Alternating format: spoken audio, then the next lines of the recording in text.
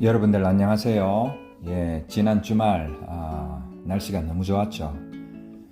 가을이 깊어가는 이 10월에 우리 믿음의 동역자 여러분들도 이 가을을 마음껏 만끽하고 있으리라 생각을 합니다.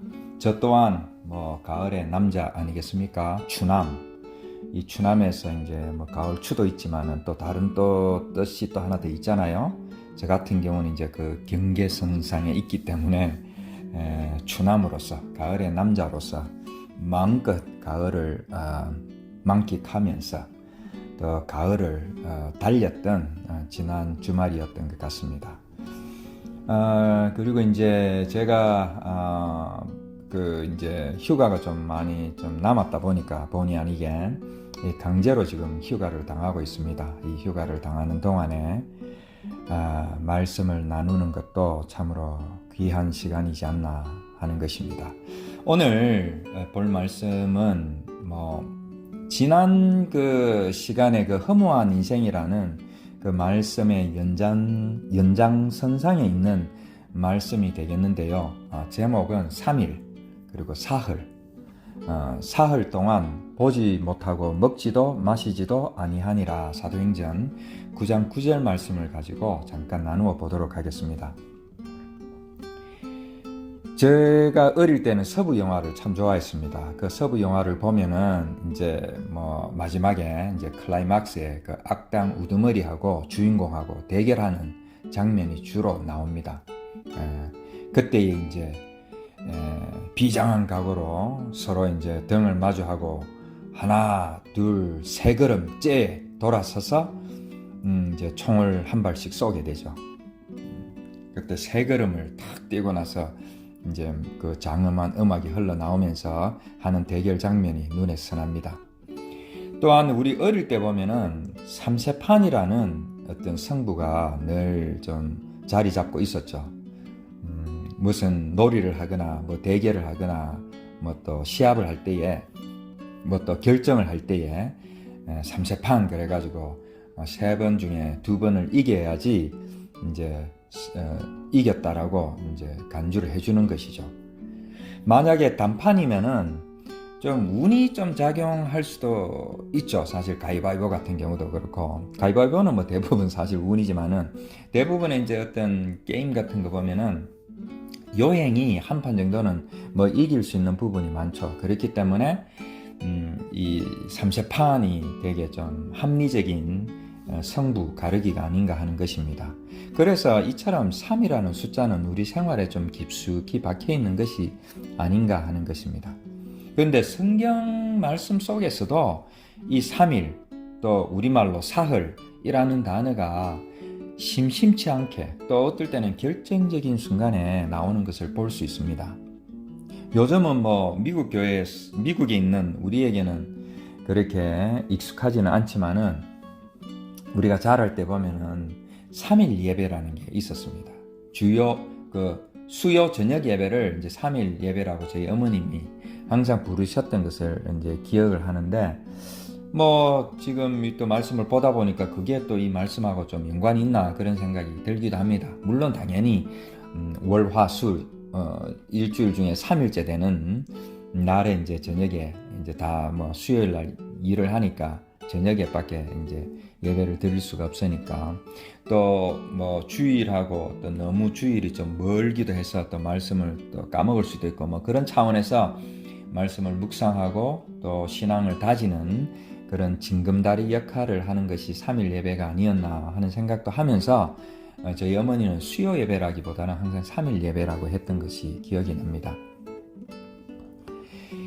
그래서 이처럼 성경 말씀에는 3일이라는 단어가 의외로 생각보다 많이 나옵니다.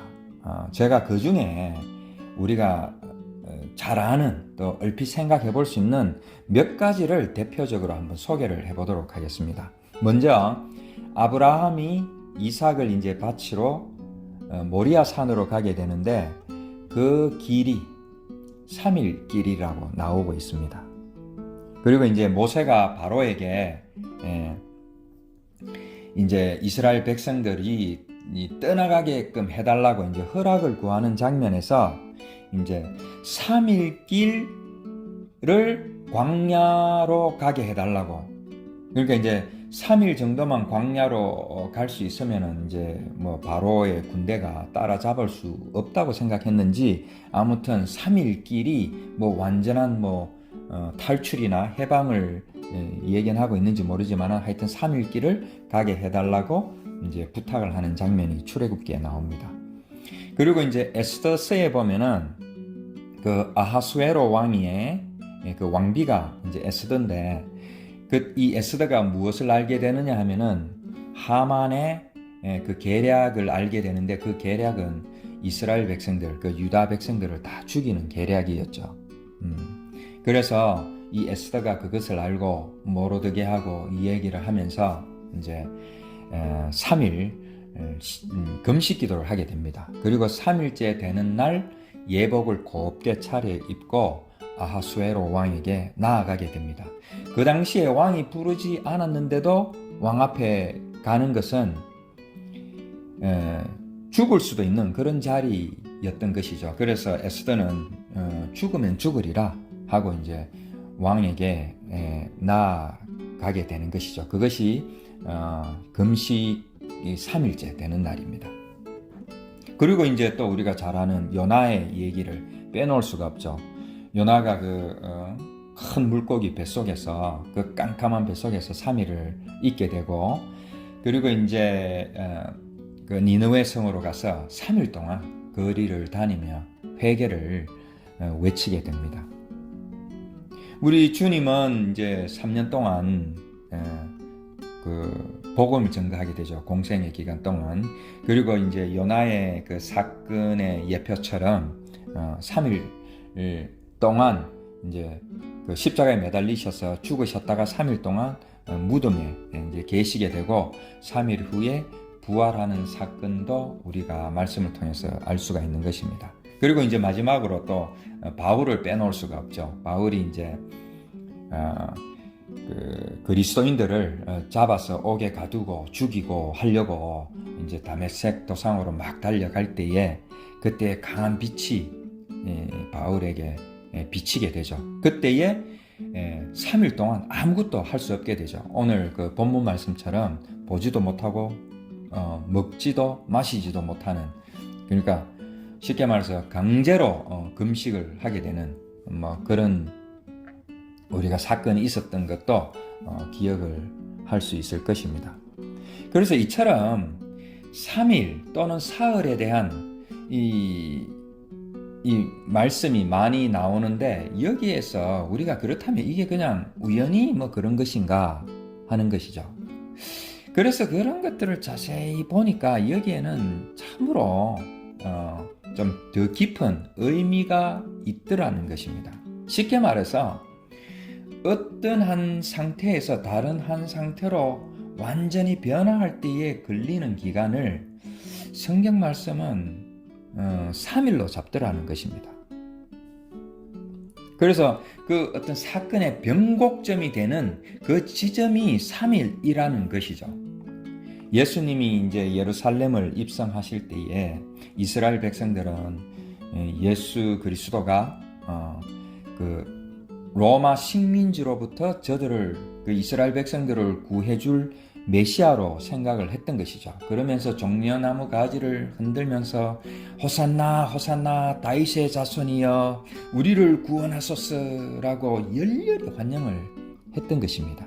실제로 예수님은 막 죽은 사람도 살리기도 하고 병자도 고치고 또 오병이어 같은 그런 뭐 먹을 양식도 막 공급을 하고 하면서 저들이 원하는 듯한 그 모습으로 3년의 공생의 기간을 가졌던 것이죠.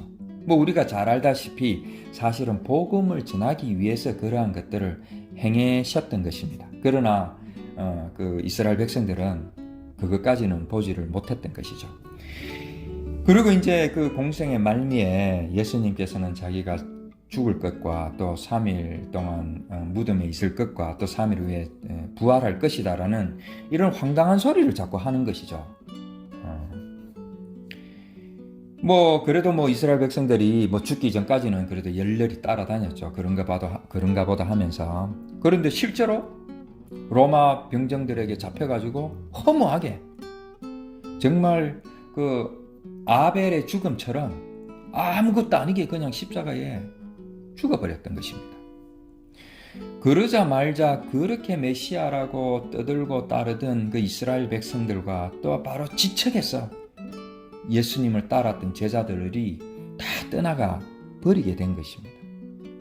그렇게 3일 후에 부활할 것이다라고 얘기를 했지만은 그 부활하기까지의 그 3일을 견디지 못하고 대부분의 사람들은 다시 자기가 하던 일로 원래 자리로 다 돌아가 버렸던 것이죠.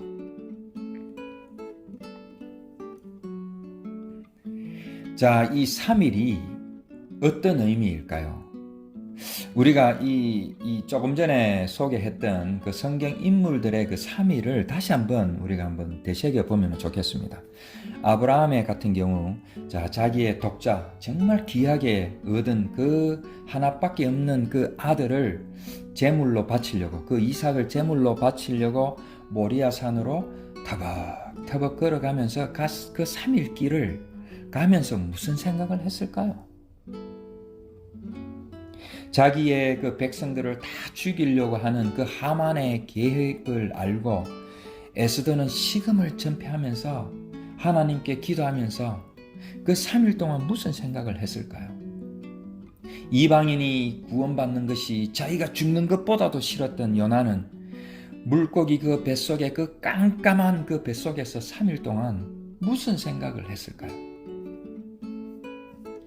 그리스도인을 잡아서 죽이기 위하여 달려가던 그 바울은 보지도 먹지도 마시지도 못했던 그 3일 동안 무슨 생각을 했을까요? 여기에 바로 놀라운 하나님의 은혜가 있고 복음이 있더라는 것입니다.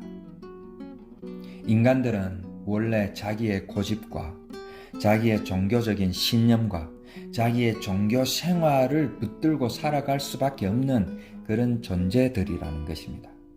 사실 이것이 sinful nature, 어떻게 보면 원죄라는 것이죠. 그렇게 평생을 살았지만은 그러나 그러한 생활 속에서 그 전도서의 전도자의 고백처럼 결국 허무한 인생을 맛볼 수밖에 없더라는 것이죠. 그래서 때로는 그 허무한 인생 속에서 어찌할 바를 알지 못하고 방황하고 있을 때에 그때에 그 하나님께서는 그 3일이라는 시간을 우리에게 허락하시는 것입니다. 우리는 그 시간에 정말 아무것도 할 수 없는 깜깜한 절망처럼 느껴지지만은 사실 하나님께서는 우리가 절망에 빠져 있는 그 3일 동안에 오히려 우리의 구원을 완성하고 계셨던 것입니다. 위에 아까 제가 말씀드렸던 성경 인물들을 한번 보십시오. 자기 힘으로 해보려고 했지만은 결국은 하지 못하는 것을 우리는 볼 수 있고 또 구원까지도 이루려고 했지만은 저들이 할 수 있는 것은 아무것도 없었습니다. 그저 절망하면서 어쩔 수 없이 하나님 앞에 엎드려서 도움을 구할 수밖에 없었던 것이죠. 예수님의 십자가 사건을 한번 곰곰이 생각해 보면은 이 모든 인간의 삶, 인간의 구원을 집대성해 가지고 요약한 것이 이 바로 예수 그리스도의 십자가 사건이지 않겠습니까?